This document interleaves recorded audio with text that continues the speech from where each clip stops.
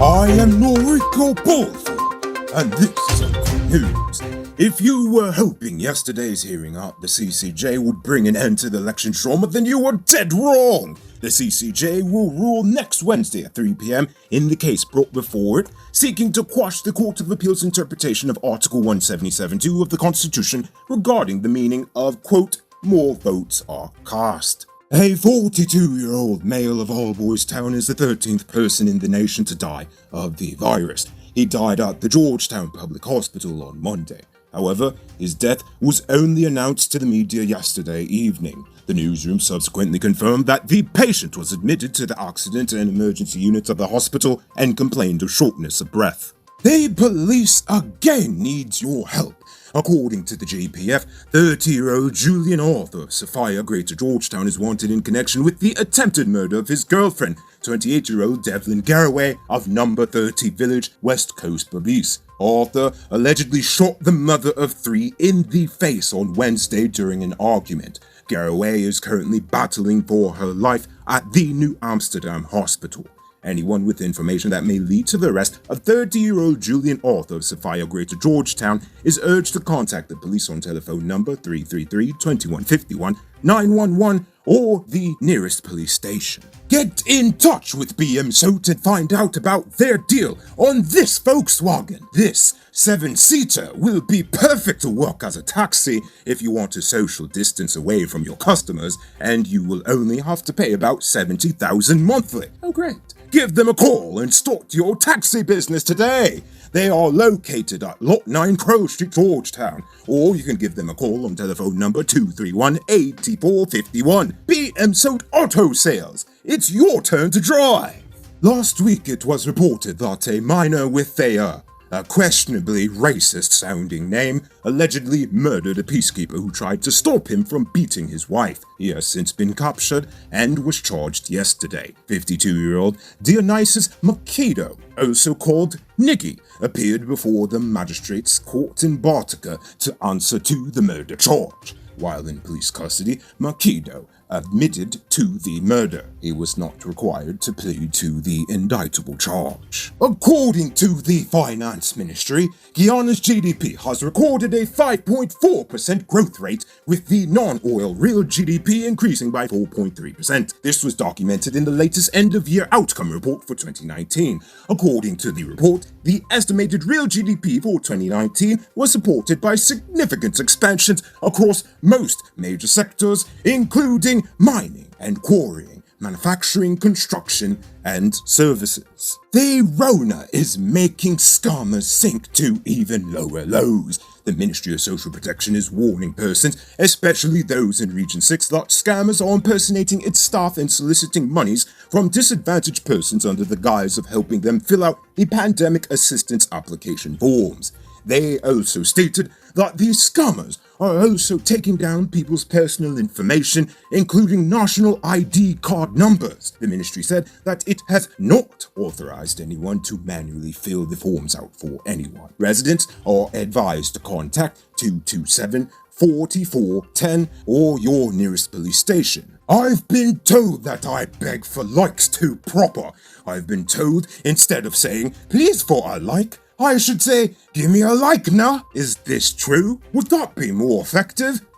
Who knew? This morning, 36-year-old Michael Cesar, called Capone, pleaded guilty to 2 counts of murder. He was sentenced to 9 years imprisonment. He is currently in prison for his involvement in the Bartica and Lusignan massacres. The judge had initially sentenced him to 30 years, but she deducted 10 years from his early guilty plea and another 11 years for the time he spent in pre-trial custody, hence arriving at the 9-year sentence. The sentence of 9 years was ordered to run concurrently with the 60-year prison term Cesar is currently serving for the Bartica and Lusignan massacres. Nestle has finally decided to give a shite about Gaisuko. This week they gave the ailing sugar industry 250 million Guyana dollars, with an additional 750 million to be paid soon.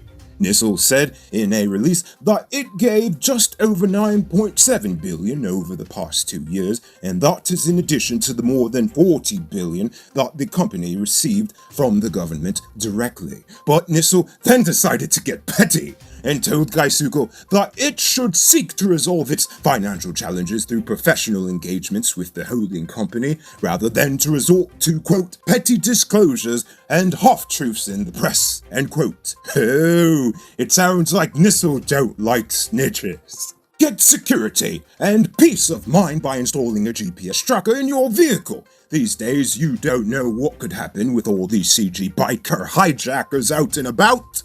And get this, you could also track your spouse, even if he or she is riding a bicycle. Contact Triple P's Enterprise on telephone number 682-8326 for more info. Don't wait, call them now. The newsroom reports that police are investigating the circumstances surrounding the death of Leonard Henry of Maruka Region 1. On Tuesday night, Henry allegedly fell off a tractor and was subsequently ran over by said tractor following a drinking spree with his friends at the Batakari Trail, Mazaruni district in Region 7. The driver is currently in police custody, assisting with the investigation. Now for our weird news story of the day. The end of several months of lockdowns is definitely a reason to celebrate, but people in the Eastern European country of the Czech Republic decided that the best way to celebrate surviving this deadly plague was to invite everyone to a big-ass dinner party in the middle of town. Crowds gathered on Prague's Charles Bridge on Tuesday to celebrate the end of the country's pandemic with a group dinner along a gigantic table. One of the event organizers told AFP that, quote, "We want to celebrate the end of the crisis with people meeting up and showing they're no longer afraid to meet others, that they aren't afraid to accept a bite of a sandwich from someone," end quote. The nation had a total of 12,000 cases and 350 deaths. But I bet you 20 US that the number will change before August. Moving on, it's time for our Uncut News Viewers Poll question. Ah, yes. Every day we will pose a question about current events in Guyana, the region, the diaspora, and how you feel it relates to us. So, you give your responses in the comments, and we'll read the best ones in the following episode. Yesterday's question was, quote, "Was it a good idea to go forward with the NGSA, CXC, and CAPE exams?" Well, you all actually had a lot to say on this, but we have only a little time left, so here we go. YLN Asking said it was a good idea to go ahead because children need to be selected or placed into schools for a smooth transition into, hopefully, September. Love you, Sasha. I assume Sasha is his daughter, so good luck, Sasha.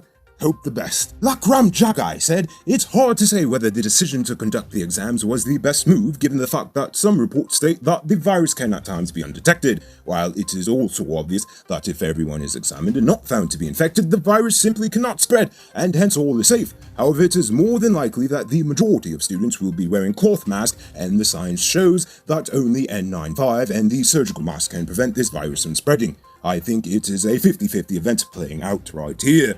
I'm inclined to agree with you, Lakram. While Javid Kong said, it seems as though Caribbean governments, except Jamaica, are just following the whims of CXC, who clearly have no issue risking public health for their examination fees for CSEC and CAPE. From an optics point of view, Guyana government too involved in fighting for power and ain't care about students and their families' health. Another one I'm inclined to agree with. And finally, Neil D'Souza says, yes, it was a good idea, even though I feel sorry for the students with all that's going on with the Rona. But if the ministry had to do an evaluation exercise, it would have disadvantaged many students, and so I commend the education ministry. Well, we will all have to see how this plays out in the end. Now for today's question. This one we're going to get a little heavy, Before the virus even came to this nation in March, it was obvious that we were already facing a pandemic, one of gender-based violence. With all the stress surrounding the health and economic effects of the virus, people are even more scared, angry, and anxious, all factors that could add fuel to the fire of gender-based violence, more commonly known as domestic violence. But if you ask me, both of these terms are just all fancy words to describe what big, stupid men with lows do. They beat women. With this being said, today's question is enough being done to address gender-based violence in Guyana? If no, then what can we do as a society to address this issue?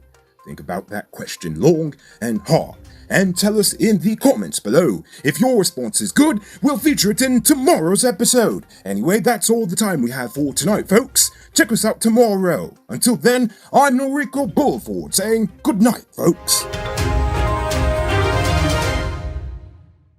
Hey Uncut News viewers, thanks for watching. You can subscribe by clicking on this button over here, or click over there for more news. You can also drop a comment to let me know if you've made it to the end of the video. Goodbye for now.